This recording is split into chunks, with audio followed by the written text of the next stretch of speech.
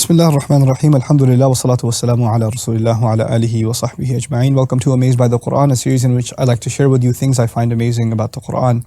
Today I want to talk to you about two prophets again. Both of them talked about in Surah Al-A'raf, the 7th surah. One of them is Hud and the other one is Nuh alayhi salam. Talking about Nuh alayhi salam in the same surah, Allah says, قَالَ الْمَلَأُ مِنْ قَوْمِهِ إِنَّا لَنَرَاكَ فِي ضَلَالٍ مُبِينٍ.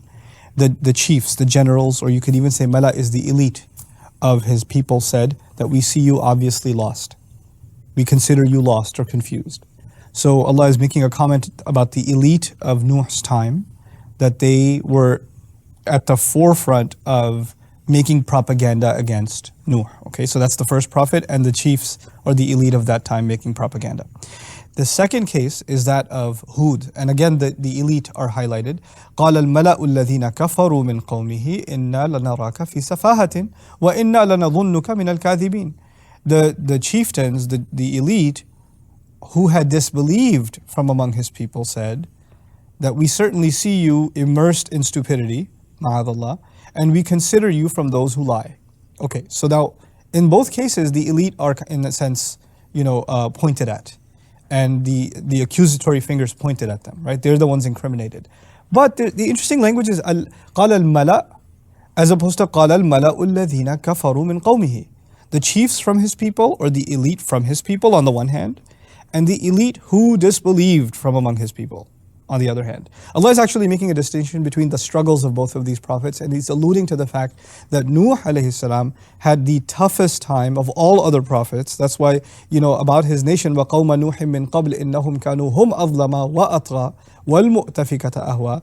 Allah describing them in another place in the Quran says, the Nuh's people before, they in fact were they were more wrongdoing and more rebellious than anybody else. Like the worst nation described in the Quran is the nation of Nuh. Okay?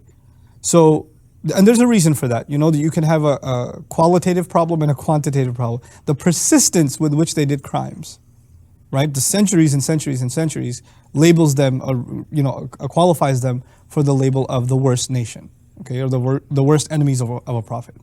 In any case, Allah is making a blanket statement about the elite in the nation of Nuh and saying the chiefs among them said, we see you as confused. But when it came to Hud, he didn't say the chiefs, the elite, basically, brushed him off. He said, the elite who had disbelieved among them. So he qualified the elite. So he didn't even take all of the elite and throw them under the bus, if you will. Right? So what we're learning here is that you might have people in political power, in economic power, in social standing that may become proponents against Islam and speak ill of it, etc. But you cannot use even them to make categorical statements about all wealthy people, all politicians, all leaders, all heads of states, etc., etc., etc. You can't generalize. Allah gave license for Nuh alayhi salam's case for that to be generalized because that's centuries in the making. It's been cooking for a long time. In the case of Hud alayhi salam, no. الَّذِينَ كَفَرُوا مِنْ قَوْمِهِ. The qualification was necessary.